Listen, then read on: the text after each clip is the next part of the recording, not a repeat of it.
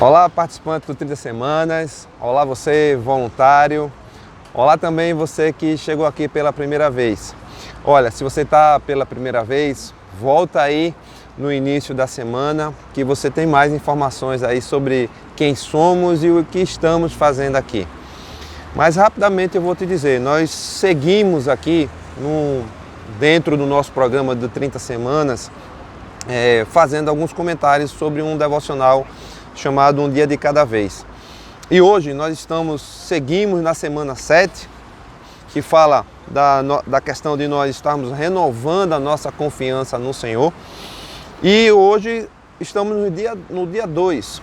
O dia 2 tem como tema aqui, renovados pela esperança. Olha que bacana. Temos aqui uma passagem em Lamentações 3, capítulo 3, versículos 21 ao 23, que diz assim: Todavia, lembro-me também do que pode dar-me esperança.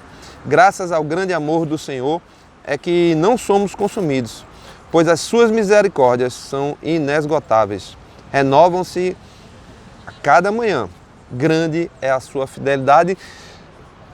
Glória a Deus por isso. Nós falamos sobre esse versículo ontem aqui. Mas hoje vamos dar aqui uma ênfase também, vamos seguir nessa ênfase da esperança, porque esperança é expectativa no Senhor, né? E queremos hoje aqui, eu quero chamar aqui a passagem em Jó, para que a gente possa desenvolver esse comentário sobre expectativa. Olha só, Jó, capítulo 19, versos 25 e 26 diz assim: Porque eu sei que o meu Redentor vive e por fim se levantará sobre a terra. Depois, o 26, depois revestido esse meu corpo da minha pele, em minha carne verei a Deus. Olha, você sabe e eu também sei o quanto Jó passou por tantas dificuldades. Dificuldades que nós, cada um tem a sua, eu tenho a minha, você tem a sua, mas talvez nenhum de nós tenhamos algum tipo de dificuldade comparada ao que Jó passou. E observa bem o que Jó, a expectativa, a esperança que Jó tinha no Senhor, apesar do que ele estava passando.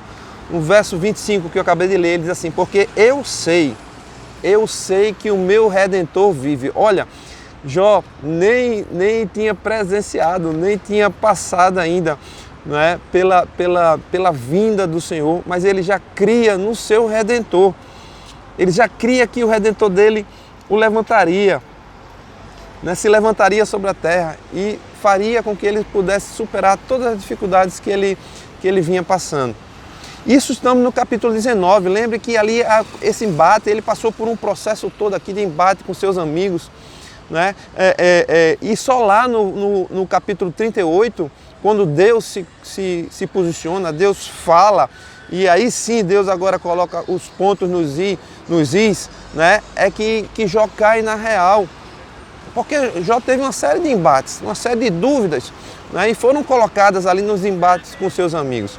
Mas ele tinha a expectativa, a esperança, isso é que é o mais importante, porque ele disse: eu sei que o meu Redentor vive. Não havia ainda acontecido o advento de Cristo e ele já cria nisso. Isso é impressionante. Então Jó aceitou o processo. Apesar de tudo, apesar de todos aqueles embates, Jó aceitou o processo pelo qual ele vinha passando. E olha, nós temos aqui uma passagem também que eu quero falar com vocês.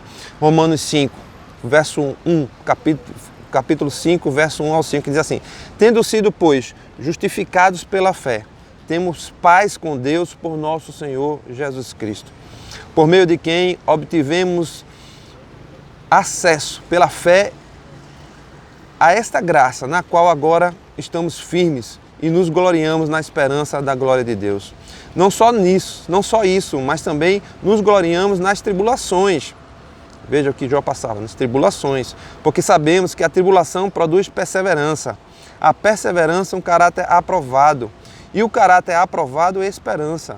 E a esperança não nos decepciona, porque Deus derramou seu amor em nossos corações por meio do Espírito Santo que Ele nos concedeu.